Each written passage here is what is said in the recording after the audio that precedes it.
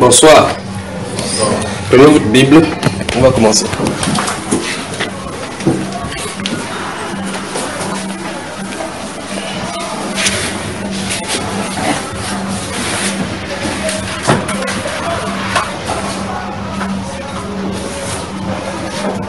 Ça va?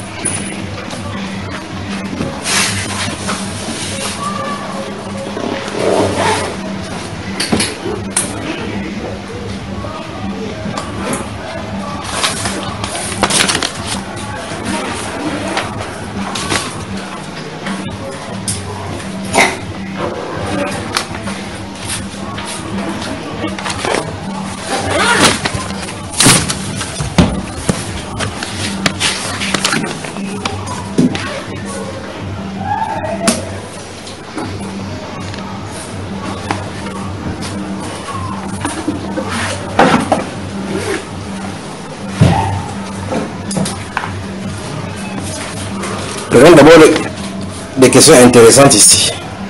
Il est 16, on aura le temps de bien travailler maintenant. Vous n'êtes pas fatigué, non? Vous n'êtes pas fatigué? Vous êtes fatigué? Attends, ça va? Tes yeux tournés, tu ne sois pas gêné. Je n'ai pas gêné.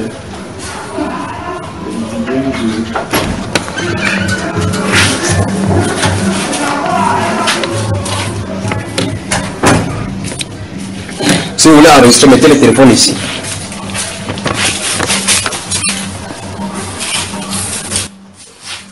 On peut commencer. La première question, quel est l'intérêt du diable de faire en sorte qu'une famille reste ou demeure dans la pauvreté matérielle ou financière? Pourquoi le fait-il? La réponse est simple, parce qu'il est le diable. Deuxième question, non. Et comment faire pour discerner qu'une famille est dans une telle condition et que la main de Dieu ne soit pas derrière, mais plutôt la main du diable? Bonne question ici. Ou encore, Dieu trouverait-il du plaisir à rendre toute une famille pauvre? Que non, pas vrai. Ce n'est pas le caractère de Dieu ici. Cette personne se pose la question, et comment faire pour discerner qu'une famille est dans une telle condition? En fait, la question c'est, bon maintenant, si une famille est dans cette condition-là, comment savoir si c'est Dieu ou bien c'est Satan? Si déjà Jésus n'est pas à l'intérieur, d'abord dans la famille, c'est le diable qui est dedans, n'est-ce pas? Donc ça veut dire qu'il règne en maître. Ça ne peut pas être Dieu derrière une famille qui ne connaît pas Christ et qu'il ne veut pas de Christ de toutes les façons. Vous allez trouver des familles traditionnalistes, des familles qui, quand il y a les deuils, ils sont les premiers à aller là-bas. Quand vous voulez parler de l'évangile, ils commencent à vous insulter. Alors ils sont sous la coupe du diable. D'accord?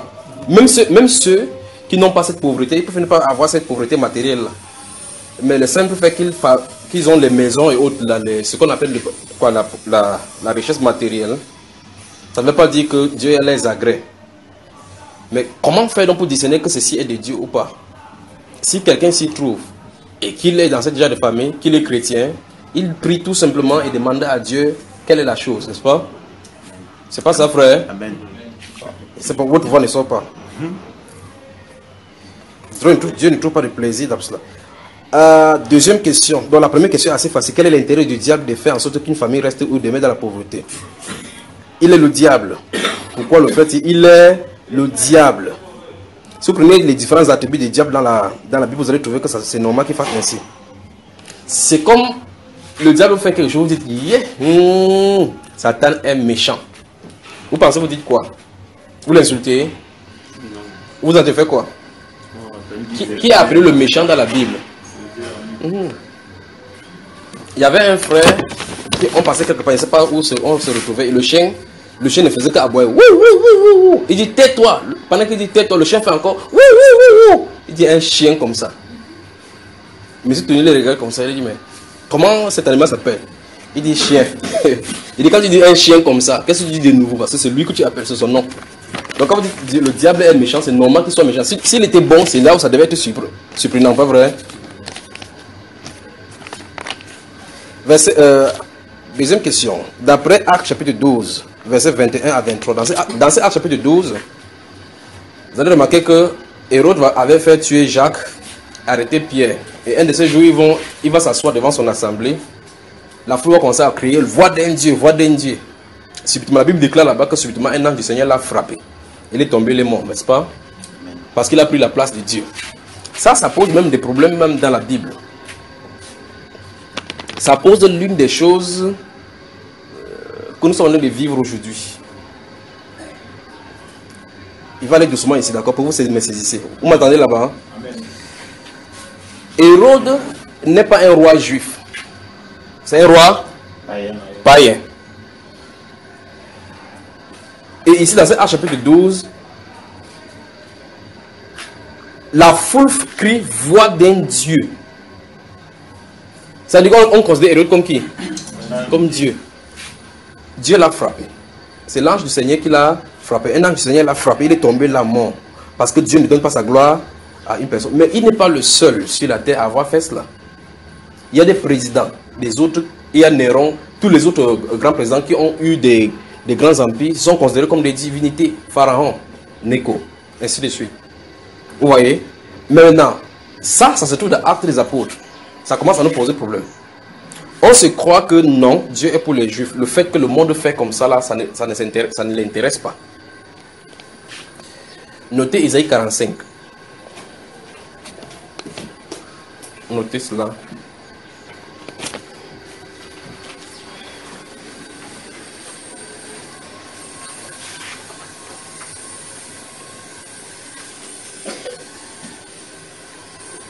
Vous y êtes? Voilà. Dans ce Isaïe 45, est prophétisé un monsieur qu'on appelle Cyrus. Dans ce Isaïe 45, est prophétisé un monsieur qu'on appelle Cyrus. Dieu l'appelle que c'est celui-là, Cyrus, qui va faire toute sa volonté. Il va ordonner qu'on bâtisse son temple et qu'on restaure les choses. Mais Cyrus, ce n'est pas un juif. Ce n'est pas un Israélite. Isaïe prophétise sur lui avant qu'il ne naisse. Ne disons même pas qu'il vienne au pouvoir. Donc avant qu'il ne naisse, il y a une prophétie qui donne même son nom. Lorsqu'il a prophétisé la venue du Seigneur Jésus dans Deutéronome chapitre 18, en disant que l'Éternel, notre Dieu, vous suscitera un prophète comme moi, il n'a pas donné le nom. Mais pour celui-ci, un roi païen, il a donné le nom avant sa naissance, Cyrus. Et quand il est né, son maman lui a donné le nom de Cyrus. Quand il a donné le nom de Cyrus, il a grandi, allé dans les écoles et autres, subitement, il est devenu roi. Et c'est lui qui a fait ce que Dieu avait demandé qu'il devait faire. Vous me suivez? Amen. Ok. Maintenant, ça, c'est chez les païens. La Bible déclare dans 1 Jean chapitre 5, le verset 19, que nous savons que nous sommes des dieux et le monde actuel est sous la puissance du malin. Le monde entier, c'est sous la puissance du malin. Si vous lisez votre Bible de la bonne façon et correctement, vous allez voir que ce n'est pas maintenant que le monde entier est sous la puissance du malin. Si vous lisez la Bible de la bonne façon, depuis la Genèse jusqu'à la venue du Seigneur Jésus-Christ, vous allez remarquer que ce n'est pas dans le moment de l'Ancien Testament que le monde actuel est sous la puissance du malin. Ça l'a été depuis combien de temps? Depuis quel moment?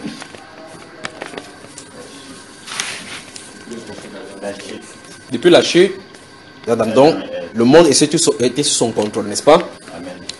Voilà. Quand le Seigneur est venu, il est mort pour le péché de tout cela qui lui appartient. Il a quitté la scène. La Bible déclare, on va y revenir ce soir, Dieu voulant, que dans Colossiens chapitre 2, si vous lisez bien le verset 14, 15, 13, 14 et 15, on dit qu'il a dépouillé les dominations et les autorités. Il les a publiquement livrés en spectacle en triomphant d'elle par la croix. C'est ça, frère? Amen. Qui a écrit ce livre de Colossiens? Vous parlez, vous voulez, je vais rentrer. Je vous laisse votre vie avec vous. Qui a écrit le livre de Colossiens? C'est l'apôtre Paul. Qui a écrit le livre d'Éphésiens? Dans le livre d'Éphésiens, il dit: prenez toutes les armes de Dieu afin de pouvoir tenir ferme contre les ruses du diable. Car nous n'avons pas à lutter contre la chair et le sang, mais contre les dominations, contre les autorités, contre les princes de ce monde de ténèbres, contre les esprits méchants dans les lieux célestes. Vous avez vu cela, n'est-ce pas? Amen. Qui a écrit que Christ a dépouillé les dominations? Que veut dire dépouiller les dominations? Ok. Ici, on dit que nous n'avons pas à lutter. Donc, faites attention parce que la lutte n'est pas charnelle, elle est spirituelle. Et il donne 4 catégories de démons qui règnent dans le monde spirituel. Il cite les plus méchants, les esprits méchants dans les lieux célestes. N'est-ce pas? Qu'est-ce que Christ a fait à la croix contre eux? Il les a dépouillés. La puissance que le diable utilise donc, ça vient d'où? Où est-ce que ça est cité dans les Écritures, n'est-ce pas? Maintenant, la Bible déclare, si vous lisez votre Bible dans le livre d'Apocalypse chapitre 19, la Bible déclare qu'il y a des esprits, des grenouilles qui vont aller chez les rois de la terre, n'est-ce pas?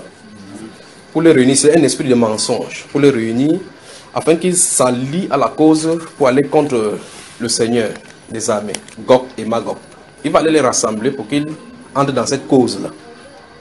Dont les esprits vont vers... Souvenez-vous de ceci et gardez bien ceci à l'esprit. Il peut avancer maintenant. Il peut avancer.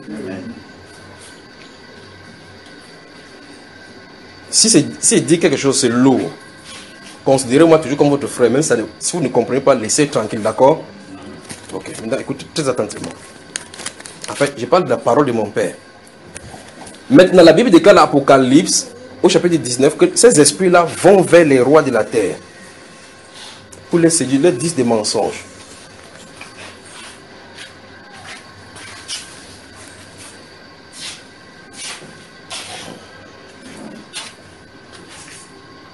Ça veut dire qu'il y a des conseillers au milieu des rois de la terre qui se trouvent des religieux. Il y a des conseillers, les rois de la terre ont des conseillers qui sont dans le domaine religieux. Les conseillers comme un conseiller sur le plan, vous appelez nutritionnel, sur le plan des tactiques de guerre, géopolitique, parce qu'ils ont des conseils dans tous les domaines.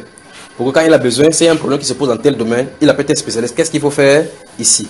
Si c'est une question de droit international, il a un conseiller dans le droit international ici, qu'est-ce qu'il faut faire? Cette personne lui donne les idées. Il appelle autre collège, ils se réunissent. Quand il s'agit de matières religieuses, c'est celui-ci dont la Bible en dit de parler. Vous entendez cela? Ils vont vers les rois de la terre. Maintenant, en fait, si vous avez lu votre Bible particulièrement, Jésus les a identifiés.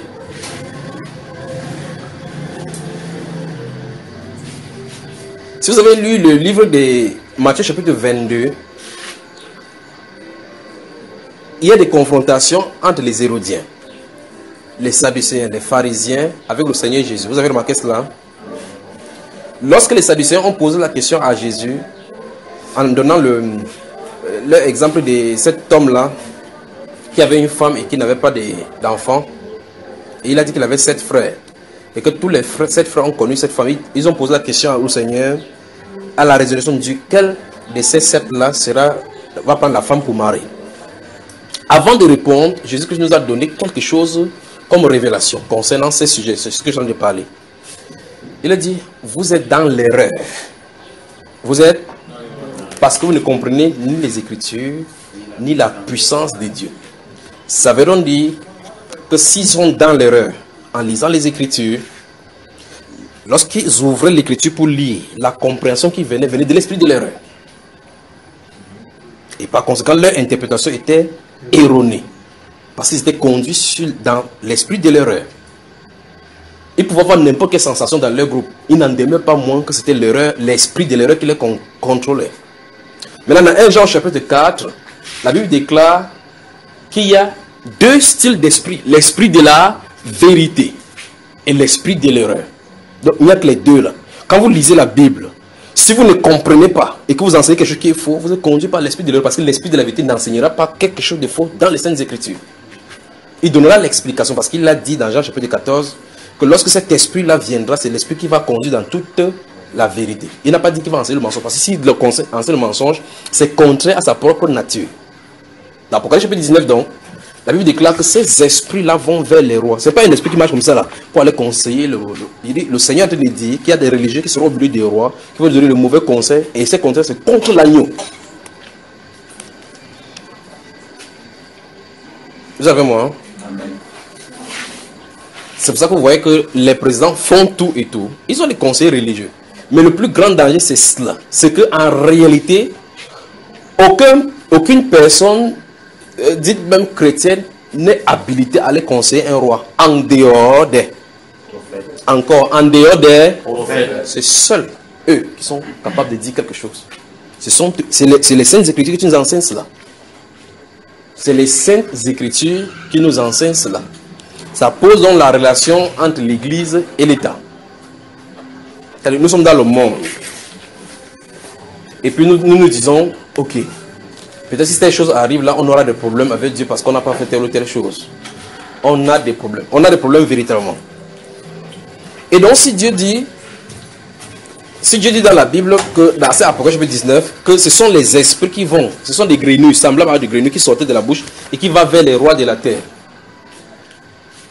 Quand ils vont vers les rois de la terre, c'est pour leur donner du mensonge. Ce qu'ils vont leur donner, c'est le mensonge.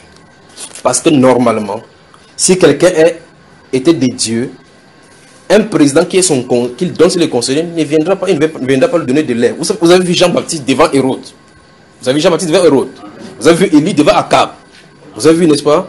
Vous avez vu l'apôtre Paul devant Félix, Festus et autres, n'est-ce pas? Il ne leur cache pas. Il leur dit que même si vous dois être dans la chaîne-ci, que tu sois chrétien en dehors de cette chaîne-ci. Ils leur disent la vérité. Vous y êtes, frère? Voilà, donc seuls les prophètes sont habilités à aller vers les rois parce que ce sont les onctions égales devant le Seigneur avec les attributs égaux. On avance. Amen. Donc la personne se pose la question, et c'est ça, c'est une très bonne question avant qu'on avance ce soir. D'après Actes chapitre 12, versets 21 à 23, est-ce que de nos jours encore l'ange du Seigneur frappe-t-il les rois ou les hommes du même péché que celui du roi Hérode? Non. Dieu ne fait pas des choses de façon monotone. Vous regardez votre Bible correctement. Si vous voulez, je commence à vous citer les choses où vous me voyez dans la Bible. Qui est l'héritier de Jacob? L'héritier de Jacob, c'est qui? Pourquoi? Il est le premier fils. Dites-moi pourquoi il est le premier fils, l'héritier.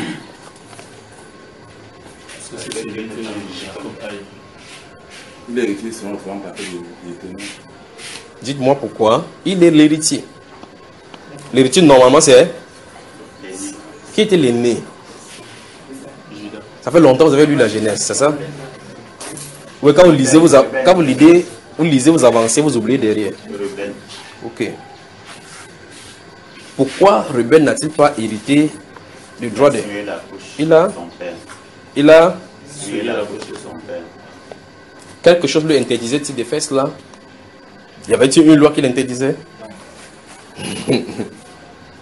Y avait-il quelque chose qui lui interdisait de faire cela? Y avait-il une loi qui dit que si ta femme, ton père a plusieurs femmes, tu peux pas coucher avec une? D'après Romains 2, il y a la loi de la conscience.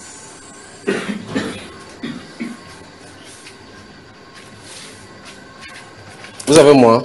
Amen.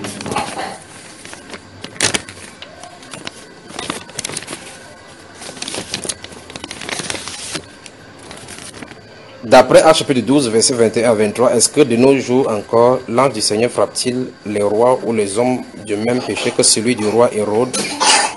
Sinon, pourquoi? Est-ce qu'il y a une question de dispensation? Il n'est pas question de dispensation. Il n'est pas question de dispensation. Il est question de la souveraineté de Dieu.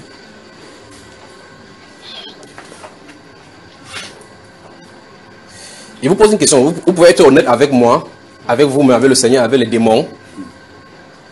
Si vous posez une question, est-ce que vous pouvez être honnête avec moi en répondant honnêtement? En répondant honnêtement devant Dieu, devant Satan, devant moi et devant votre propre conscience, vous pouvez répondre. Qui ici, comment tu vas essayer? Qui ici, depuis qu'il dit qu'il est chrétien, a déjà menti? Lève la main.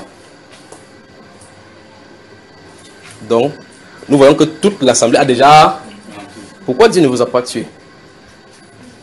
Pourtant, dans la Bible, nous voyons un couple qui l'a tué, pas vrai? Qui ça? On l'appelle qui? Ils avaient fait quoi? Ok. Quand ils ont menti, Dieu a fait quoi? Pourquoi vous, il ne vous a pas frappé? Des morts. Parce que c'est clair que dans Actes chapitre 5, il est question de mensonge. N'est-ce pas? Pourquoi ne vous a-t-il pas tué de la même manière qu'il a tué Ananias? Vous avez moi? Bon, maintenant, ça veut dire que Dieu a plusieurs styles de correction. De la même façon comme pour une même maladie, même style de maladie, il a plusieurs styles de guérison, il a plusieurs façons de punir. D'accord? Bon, maintenant, S'il a puni Ananias et Saphira en les frappant par la mort, je suppose qu'il a un domaine qui va frapper dans ta vie qui sera aussi la mort. Parce que c'est la même sanction. La différence entre eux, c'est qu'on les a enterrés. Et notre domaine de ta vie sera enterré à cause du mensonge. Parce que pour qu'il soit juste, il faut qu'il frappe de la même façon. Mais c'est ce que vous voyez mort qui est l'éteindre. Éteindre le souffle qui est le problème. C'est n'est-ce pas? Le Seigneur jusqu'à dit que laissez les morts enterrer leur mort. Donc il y a un style de mort qui est vivant en marchant, un style de mort qui est couché. Donc tu peux te frapper, tu meurs en marchant. Vous avez moi? Amen. Alors l'ange du Seigneur qui a fait dans Actes des Apôtres chapitre 12 verset 21 à 23 sur Hérode en le frappant physiquement peut encore le faire aujourd'hui. De la même façon comme il traverse des générations. En fait, voici pourquoi il vous a dit dès le départ en prenant du moment où Satan régnait sur la terre. En expliquant que quand la Bible déclare dans 1 Jean chapitre 5 verset 19 que nous savons que nous sommes des dieux et le monde entier est sur la puissance du malin, ce n'est pas maintenant, ce n'est ni après Jésus-Christ qui règne. Avant que Jésus ne vienne, depuis Adam, il règne. Jésus est venu, ça n'a pas changé. Parce qu'Apocalypse chapitre 11, si vous lisez le verset 15 d'Apocalypse chapitre 11, la Bible déclare que lorsque le 7e ange sonnera la trompette, à cet instant-là, le royaume du monde sera remis à Christ. N'est-ce pas, frère? Amen. Donc, tant que cette trompette n'est pas sonnée, c'est sous la puissance du malin. Et maintenant, écoutez très attentivement. Nous sommes donc gouvernés par Satan, mais n'empêche donc à Dieu de temps en temps faire des exactions sur la terre. Parce que la Bible déclare dans cette somme-là que tout ce que le Seigneur le veut dans les cieux, il le réalise sur la terre. Vous comprenez cela, n'est-ce pas? C'est donc pour cela qu'il peut imposer un homme sur la terre en brisant tous les plans pour faire son œuvre. Comme le président américain que vous voyez là maintenant. J'ai remercié le Seigneur pour cela. J'ai remercié le Seigneur pour cela parce que j'ai craignais, parce que ce qui arrivait, c'était terrible. Mais maintenant, les États-Unis sont encore dans le collimateur. Vous avez les gens là-bas, demandez-leur de quitter. Demandez-leur de quitter parce qu'après lui, ça va bader.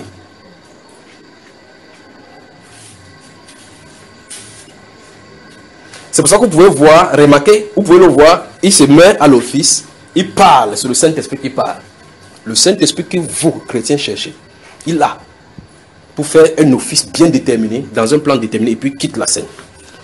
Pour que le dénouement vienne encore en tuant bien les Américains. Ça veut dire que, par exemple, il ouvre une brèche en disant qu'une période de grâce vous est accordée. Repentez-vous. Il restructure ici, il restructure là-bas, exactement comme il a fait avec Cyrus, en appelant un païen à l'office pour faire un ministère au milieu des enfants d'Israël. Vous comprenez cela? Mais qu'est-ce qui se passe? Si vous lisez le livre des Juges, vous allez remarquer que chaque fois quand Dieu suscitait, qu'il a suscité Shangar, O'Neill, suscité Gédéon et tous les autres, tous ces moments de la vie de ces héros que Dieu a suscités, les Juifs d'Israël, après les morts, ils retournaient à la décadence. Donc c'est inévitable. Vous avez les gens dans la zone comme la Californie, Los Angeles, New York, demandez de les quitter.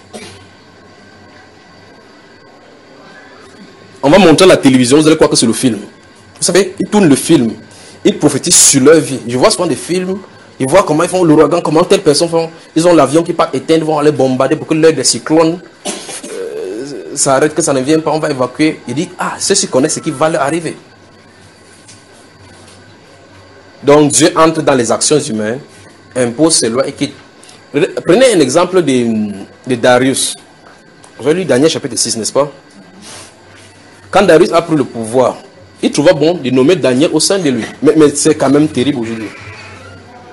Remarquez qu'une fois de plus, c'est un prophète que Dieu positionne là-bas.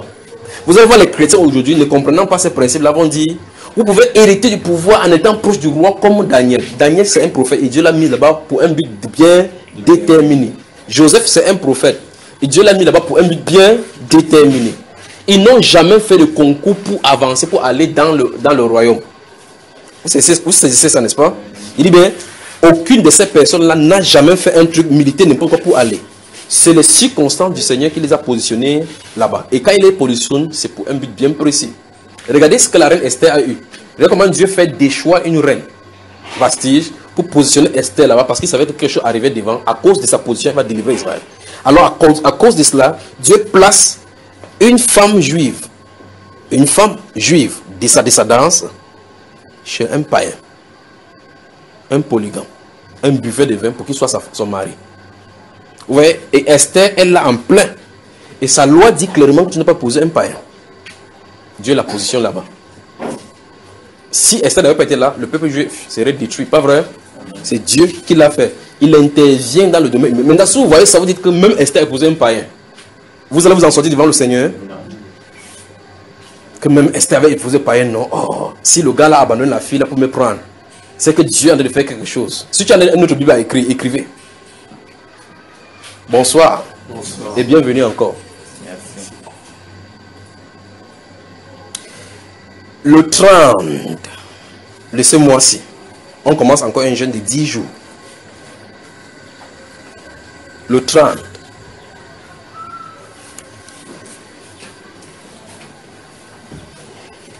Ça concerne seulement les Camerounais. Je vais vous expliquer. Que Dieu vous bénisse, vous tous qui participez au jeûne. Partout. Que Dieu soit glorifié de tout ce qu'il fait pour ses enfants, pour les révélations qu'il donne à ceux qui sont en Israël, en Amérique, au Canada, en Belgique, en France, nombreux ceux de Côte d'Ivoire et autres. Le jeûne, si ne les concerne pas, ça concerne les Camerounais seulement sur tous les plans.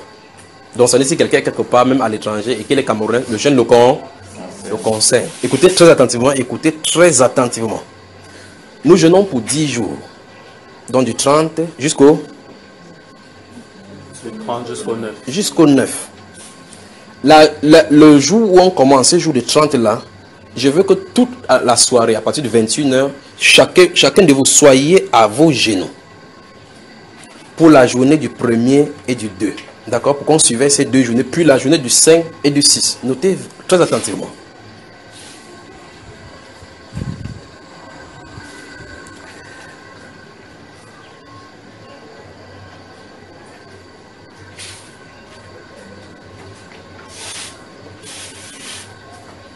Je vais vous expliquer. Enfin, s'il te plaît, tu peux reprendre.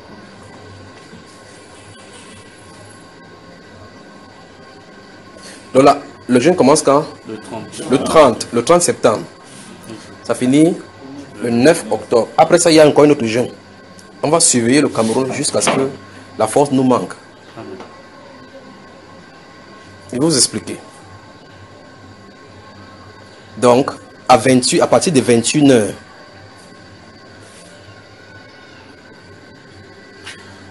du 30, priez jusqu'à ce que la force vous manque. Priez à cause de la journée du 1er au 2. Priez jusqu'à ce que la force vous manque. Je m'adresse au Cameroun.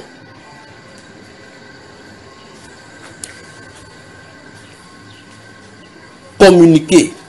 Communiquer. Est-ce que c'est communiquer, ça peut être annulé? Peut-être, je ne sais pas si on peut l'annuler.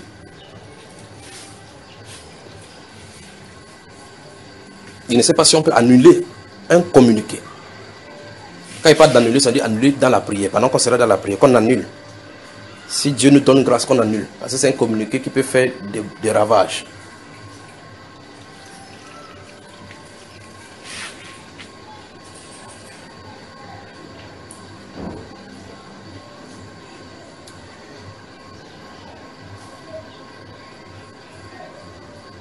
Tu peux avancer. Donc, l'intercession du 30, la nuit du 30, à partir de 21h, c'est pour garder les journées du 1er, du 2, du 5 et du 6. D'accord? Ça veut dire que ce qu'on a fait le 30 là, d'accord? Suivez attentivement. Ce qu'on a fait le 30, dans la nuit du 30 là, pour les journées du 1er au 2, la journée du 4, la nuit du 4, on va refaire la même chose pour les jours du 5 et le 6. Vous savez, n'est-ce pas? Voilà. J'ai vu les chefs traditionnels se réunir et faire des sacrifices.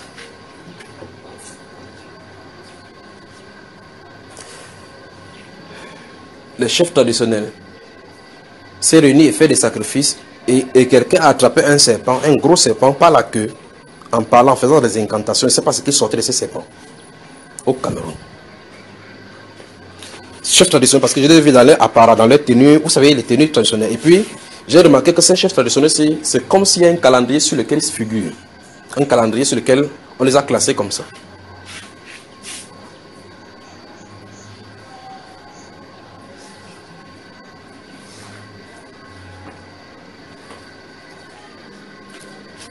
Lorsque nous étions au Maroc, vous avez fini de noter, frère. Je crois que je ferai mieux de m'approcher de ceux qui ont mis l'enregistrement, c'est pour que ça soit bien là capté. Lorsque j'étais au Maroc, quelqu'un m'a envoyé une image d'une rivière de sang. En donnant un site de communiquer là-dessus, qu'une rivière de sang a eu lieu à Laxlo, derrière l'hôtel Laxlo, une rivière de sang. C'est toujours à 1 kilomètre de là où j'habite. Donc j'ai envoyé ipso facto le message à quelqu'un de la famille dans la zone qui est considéré. C'est-à-dire que s'il y a quelqu'un qui doit connaître des choses de ce pays-ci, parce qu'il est proche du parti au pouvoir, j'ai envoyé des messages là-bas que qu'est-ce qui se passe là-bas au Cameroun. Si vous remarquez très attentivement l'image du sang, la rivière n'est pas la rivière du Cameroun. C'est une rivière extérieure, je crois que en Malaisie. Mais le message, ce qui est écrit là-bas est vrai. Parce que dès que je suis rentré demander à l'une de ces personnes, il dit, mais je vous avais envoyé une image. Il dit que nous sommes surpris que quelque chose se passe à côté de nous ici. Et toi, tu es au Maroc, tu es au courant. J'ai dit justement, on m'a envoyé aussi cela. Je vous ai transféré pour... Il dit, vérifiez-moi cette information-ci. Alors donc, cette personne allait auprès de cette autre personne qui est bien positionnée dans l'État, dans les choses traditionnelles. On nous a dit qu'il y a une rivière ici à côté, telle rivière. Il dit, ah oui, on est allé résoudre le problème là. S'il y avait du sang là-bas, on allait voir les chefs traditionnels. Donc l'image n'est pas l'image de cette rivière, mais c'est une illustration, mais l'information est vraie. Donc effectivement, la rivière avait du sang dedans. La question c'est, d'où provient ce sang? Ils interprètent que ce sont les ancêtres qui sont fâchés. Et ils ont fait le sacrifice pour arrêter. Ça pose des problèmes. Ça pose des problèmes. Ça pose des problèmes. Ça dit que l'être humain ne comprendra pas. Notez Jérémie chapitre 18. Notez Jérémie chapitre 18. Jérémie chapitre 18, verset 1 à 10. On va y aller tout à l'heure. C'est pas ce qui est écrit là-bas, pourquoi il m'amène là-bas. L'être humain ne comprendra donc pas la correction. Vous voyez, Dieu souffle sur la terre un tsunami pour balayer une zone. Parce que les gens ils viennent, ils font des sacrifices. Des gens ils viennent pour faire des navettes sexuelles, le tourisme sexuel, tout se passe là-bas. Dieu balaye pour dire repentez-vous. Un marabout sort pour dire que les dieux des eaux sont fâchés parce qu'on n'a pas fait des sacrifices, allez faire des sacrifices là-bas. Donc contre quoi Dieu s'irrite, c'est contre la même chose qu'ils vont faire pour établir des nouveaux. C'est comme en Côte d'Ivoire, vous étiez ici, plusieurs fois j'ai parlé de la Côte d'Ivoire, la solution pour la Côte d'Ivoire. En Côte d'Ivoire se trouvent des gens également, tout comme ces personnes qui sont réunies quelque part pour faire des sacrifices en faisant des choses dans la forêt et dans la terre. En Côte d'Ivoire. Peut-être beaucoup de personnes ne savent pas. En Côte d'Ivoire, ils ont fait cela. Vous pouvez aller chez le marabout, écoutez très attentivement. Vous avez un mal. Au point où un pasteur prie, vous n'avez pas de relief. Vous allez chez le marabout, vous dites, ah, le marabout ce n'est pas le pasteur. Quand un pasteur appelé des dieux, même s'il prie sur vous, ça ne marche pas. Il dépasse quand même le plus puissant des marabouts sur la terre. Amen. Même si un pasteur prie pour vous, s'il est pasteur de façon genuine, s'il est pasteur de façon spirituelle, parce que être pasteur, ça ne veut pas dire que quand tu vas venir avec ton mal. C'est vrai, parce que les gens ne discernent pas la volonté de Dieu maintenant que ce mal-ci est fait pour te garder pour un bon bout de temps devant le Seigneur. Alors, moi maintenant, si je prie pour cela en disant que soit guéri au nom de Jésus, si je prie sans avoir le discernement que Dieu veut qu'il soit gardé avec cela, je suis en train de chercher le problème avec Dieu. Vous comprenez cela? Parce qu'il y a le mal que Dieu peut mettre dans ta vie pour te pousser plus à le rechercher. Parce que si tu es guéri, tu vas aller à la dérive. Ou bien tu vas t'enorgueillir, ainsi de suite. Il y en a plein dans les Écritures. Et donc, si un pasteur, tu vas vers un pasteur, il prie au nom de Jésus qu'il soit guéri. Plusieurs fois, ça ne va pas, il donne lui, il va même lui. Tu ne comprends pas. Tu vas chez le marabout. Je suis en train d'aller en Côte d'Ivoire là. Tu vas chez le marabout, il fait, pape, ça sort. Satan sait que, en tant que croyant, vous ne devez pas venir vers lui. Il a intérêt à vous donner rapidement la solution. Pour vous calmer, pour que votre âme lui soit donnée, redevable. C'est ça. Hein? La question maintenant c'est, a-t-il octroyé la guérison? Il a donné l'accalmie. Cette accalmie-ci va produire, quand ça va se ressurgir avec l'autre esprit, ça sera pire que la première condition, n'est-ce pas? Donc en Côte d'Ivoire, ce qu'ils ont fait qui est temporairement, comme si c'est stable, ils ont touché à une bombe qui en fait tic-tac, tic-tac, tic-tac. Ils ne font pas la paix, c'est là une femme que Dieu va amener les commander là-bas. Une femme. Donc voilà un exemple, par exemple, pour la Côte d'Ivoire qui s'asseye pour faire le maraboutisme. Pourquoi, une fois de plus? Parce que dans l'ancien régime, on a vu les religieux, comme je t'en ai dit tout à l'heure, que les esprits, des mensonges qui vont vers les rois. On a vu comment les religieux chrétiens, entre guillemets, ont fait leur preuve de façon négative vis-à-vis du premier président. Parce qu'ils en étaient pleins à ses côtés. Et s'ils ont dû rester avec lui en disant que tu ne tomberas pas au nom de Jésus-Christ de Nazareth, et il est tombé, celui-ci peut dire en plein droit que les Jésus que ceux-ci apprennent là, c'est le faux. Parce que quand les marabouts, eux, ils parlent, il y a un résultat. N'est-ce pas, frère? Ce résultat-ci est momentané. Alors, cette rivière de sang qui a coulé, et ils ont versé effectivement le sacrifice, celui qui parlait là, dont on m'a donné le rapport, était présent. C'est pas que lui, il a entendu. Il dit qu'il était là-bas. Ils sont allés faire à huis clos avec les chefs traditionnels et les autorités. Ils ont fait effectivement le sacrifice. La question c'est, comment une rivière peut changer totalement ensemble de façon uniforme? Pourquoi? Qu'est-ce que Dieu est en train d'amener sur la scène? Ce sacrifice qu'on a fait, qu'est-ce que ça signifie? Et plus tard, quelle est la réponse? Maintenant, voici donc les chefs traditionnels qui se réunissent. Les chefs traditionnels qui se réunissent. Quelqu'un tient le serpent pour faire des incantations après avoir fait des sacrifices. Et des choses sortent de ces serpents-là. Qu'est-ce qu'ils sont en train de vouloir pour le pays? Cameroun. Cameroun.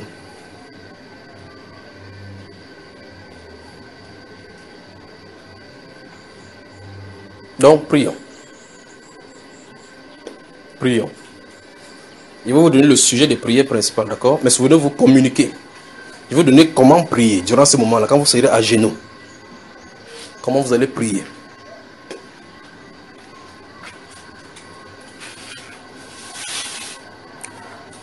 Il y a des choses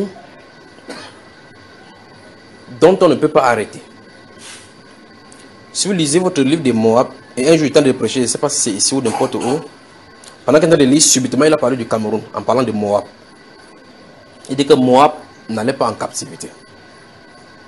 Aussi son goût lui est resté. Et il dit la solution pour Moab c'était le Transvase. Vous sentez ce que le Seigneur peut dire là pour un pays?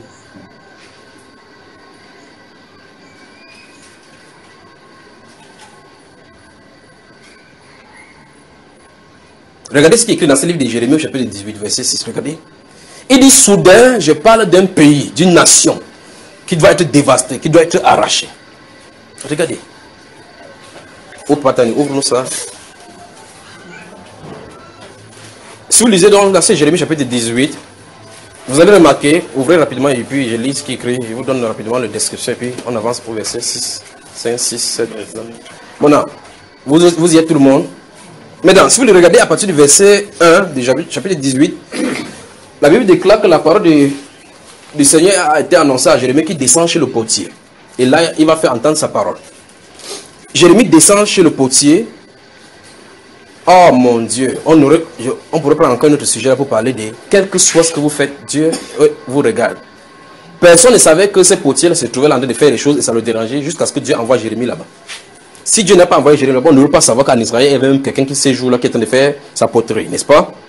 Dieu dit à Jérémie que descends chez le potier, je vais te faire entendre ma parole. Vous remarquez les façons de Dieu de faire. Il pouvait lui donner le message directement. Il dit que c'est chez le potier qu'il te donnerait. Il va là-bas, je m'en vais là-bas. Qu'est-ce que je vais voir chez le potier? Le potier voit Jérémie arriver. Il ne sait pas que depuis le ciel, on a de l'observer, tous ces œuvres qu'il a de faire. Dieu le regarde. Ah, Dieu du ciel. Dieu le regarde. Le potier fabrique, vous savez, la tour là. Cette tour là, en train de tourner pendant que ça tourne. Parce qu'il y a un truc qu'on fait, ça tourne là. En détail, il met le doigt pour pouvoir donner une forme. La forme ne donne pas comme il le veut, il casse. Remarquez bien. La Bible déclare, et la parole de l'Éternel fut donnée à Jérémie, le prophète. Il ne puis-je pas faire comme ce potier-ci, enfant d'Israël? Vous avez remarqué ça, frère? Vous avez vu? Verset 6 maintenant, allons-y. Ne puis-je pas agir envers vous comme ce potier, maison d'Israël, dit l'Éternel. Voici, comme l'argile est dans la main du potier, ainsi vous êtes dans ma main, maison d'Israël. Vous entendez ce que je dis? Donc il peut vous casser quand il... Si vous ne donnez pas la forme qu'il veut, il casse comme il veut. Et il n'a pas de compte à rendre à quelqu'un. Continuons. Soudain je pars sur une nation, sur un royaume, d'arracher, d'abattre et de détruire. Vous entendez cela, n'est-ce pas? Maintenant, si vous lisez la Bible, c'est plein de ces histoires-là. La Bible est pleine de ces histoires. La seule et le seul endroit, et le seul moment où ça va s'arrêter, si vous lisez Michée au chapitre 4, verset 1 à 5, et puis chapitre 5, verset 1 à 4, dans les 7 livres de Michée, et dans Zacharie chapitre 2, le verset 11, c'est uniquement dans ce moment-là, quand les prophètes ont parlé, qu'il n'y aura plus de nations qui vont se lever contre les nations. Mais remarquez ce que la Bible en train de dire ici. Dieu ne s'adresse pas seulement à Israël. Il dit soudain, il parle d'une nation, mais il parle à cet instant qu'il parle là, le monde est toujours sous la puissance du malin. Le monde est toujours sous la puissance du malin. Donc subitement, il donne un décret. Remarquez Rabshakeh. Vous avez lu le livre des 2 rois, n'est-ce pas? Vous connaissez l'histoire de Rabshakeh avec Ézéchias. Oui. Remarquez, qui a envoyé Rabshakeh aller attraper, mettre Israël en captivité? Qui l'a envoyé? Le chef de la Syrie. Qui utilisait l'Assyrien comme le marteau entre ses mains? N'est-ce pas? Après, il finit d'utiliser l'Assyrie, il vient se vanter en disant qu'Ézéchias ne vous détourne pas en disant que confiez-vous à l'Éternel, car quel est le Dieu des nations qui a pour me résister, n'est-ce pas? Est-ce qu'il savait que c'est Dieu qui l'a envoyé là-bas pour faire ces choses? Puis la procédure va sortir maintenant sur lui parce que tu as traité durement mon peuple et que tu t'en orgueillis. Vous voyez ce qu'il en est, n'est-ce pas? Donc Dieu peut prendre un roi pour juger un autre roi. Vous voyez cela? C'est-à-dire qu'il prend un roi. Vous voyez comment quelqu'un quitte campagne. Vous dites que non, le droit international dit c'est transgression du pouvoir, de l'intégrité du territoire. Ça, c'est ton problème avec ta loi. C'est votre problème. Le Dieu des cieux de résoudre un problème. Il a un problème avec Israël. Donc, il dit soudain, il dit d'une nation, d'un royaume que arrache, abatte. Donc, il peut décider, lorsque la nation ne marche pas comme il veut, de les corriger. Et si vous lisez Deutéronome chapitre 28, le verset 32 et suivant, lorsqu'il a dit cela en prophétie, il a parlé d'Israël en disant qu'ils vont les faire amener, quand ils vont désobéir à ses commandements, il va les amener captifs dans un autre pays. Là, ils vont servir d'autres dieux que leurs pères n'ont pas connus. Donc Dieu a la même mise sur les nations. Dieu a la même mise sur les nations. Mais ce que vous devez comprendre, c'est la seule nation du monde qui a Dieu pour père, c'est Israël. Amen. Toutes les autres nations, comme dit Jérémie chapitre 2 ici, le verset 1 le dit, qu'une nation change-t-elle son Dieu? Mais mon peuple, Israël, a changé son Dieu pour ce qui n'est pas de Dieu. Maintenant, vous remarquez très bien qu'il pose la question qu'une nation change-t-elle son Dieu? Donc, même si le gouvernement change n'importe comment, le Dieu ne change pas. Le Dieu de toutes les nations, c'est Lucifer. Il place seulement des commandos là-bas, des représentants. C'est ça que l'apôtre Paul dit dans ces 1 Corinthiens chapitre 8 et chapitre 10. Car il existe des êtres qui sont appelés dans le ciel des dieux, pour nous, il n'y a qu'un seul Dieu. Parce que quand il parle de Dieu dans le ciel, ce n'est pas le seul de Dieu. Parce que dans le ciel de Dieu, il n'y a qu'un seul nom qui doit être invoqué, une seule personne qui doit être adorée. Il ne parle pas du ciel de Dieu. C'est parce qu'il y a des esprits méchants dans les lieux célestes qui prennent des gouvernements sur la terre. Vous comprenez? Si vous lisez donc Ézéchiel chapitre 28 et Ézéchiel chapitre 31 et 32, le chapitre 28 particulièrement, Dieu va parler, il dit que fils de l'homme, élève une complainte contre Pharaon ou bien contre le roi de Tyr. Il parle du roi de Tyr, puis il parle du prince. Vous voyez, n'est-ce pas? Deux personnalités différentes, deux anciens différents, deux êtres différents, deux types de gouvernements différents dans le même pays. Un spirituel et l'autre physique. Un être humain sur la terre qui gouverne, qu'on appelle président de la République. Et il s'adresse à lui en adressant à celui qui le commande dans les lieux célestes. Et là, une fois de plus, ça nous résout le problème avec Babylone, dans Jérémie chapitre 18. Parce que là, il dit élève une complainte, donc proclame un oracle sur le roi de Tyr. Pourquoi il ne laisse pas Satan gouverner? Parce que Satan gouverne sous Saoulin. Donc, en résumé, rien ne se passe dans aucun des territoires sur la terre, à aucun moment, sans que ce ne soit la volonté de Dieu. En résumé, Tout ce que vous voyez se passer. Et il n'y a rien qui surprend ou qui n'était pas prévu d'après le plan de Dieu qui vient d'arriver. Tout arrive à pic. Amen. Amen. Ok. Maintenant, je vais raconter une histoire en transmettant un message. Je veux que vous entendez, mais ça ne vous concerne pas. Écoutez très attentivement donc. Puisqu'il parlait du Cameroun. J'ai vu les animaux dans la forêt. Je ne sais pas s'il existe des éléphants blancs. Je ne sais pas si ça existe, mais j'ai vu des éléphants blancs. Alignés dans la paléontologie, là, il y a les éléphants blancs. Bon, maintenant, de toute façon, j'ai vu. J'ai vu les éléphants blancs enserrés. J'ai vu les éléphants blancs, j'ai vu des animaux. J'ai vu les vautours et j'ai vu le lion et la lionne. Dans sa jeunesse, avec sa vigueur, il est le roi de la forêt. Quand il avait sa proie dans la bouche, et je l'ai vu de ce côté-ci à droite en train de manger, pendant que d'autres étaient de l'autre côté, personne ne pouvait venir vers lui. Parce que quand il mange, on sait que le chef est en train de manger. D'autres pêchaient un peu plus haut là-bas, attendaient seulement que les miettes tombent, pendant que d'autres se plaignaient là-bas des grognements. Que pourquoi lui, il a cette force. Mais le lion grandissait. Sa femme était à côté de la lionne, elle marchait majestueuse à ses côtés. Vous voyez, dans la forêt. Quand il traversait le territoire, ça imposait respect. Les oiseaux qui pouvaient faire des bruits là-bas arrêtaient de chanter. Et puis subitement, l'âge a traversé, la crinière de du lion commençait à tomber. Il était là, les gens venaient le tutoyer. Il était là, vous voyez notre frère? Laissez-moi transmettre mon message. Le lion avait vieilli. La crinière tombait. Mais mon attention est portée sur la lionne qui était jeune. Que va-t-il se passer si le lion quitte la scène? Le lion qui a nuit. Quand le lion était là, il gardait la lionne. Elle n'a pas eu le temps de chasser, d'apprendre la chasse. Et là, ses facultés et ses forces étaient terminées. Les vautours ont commencé à se moquer. Les charognards ont commencé à se moquer de la lionne.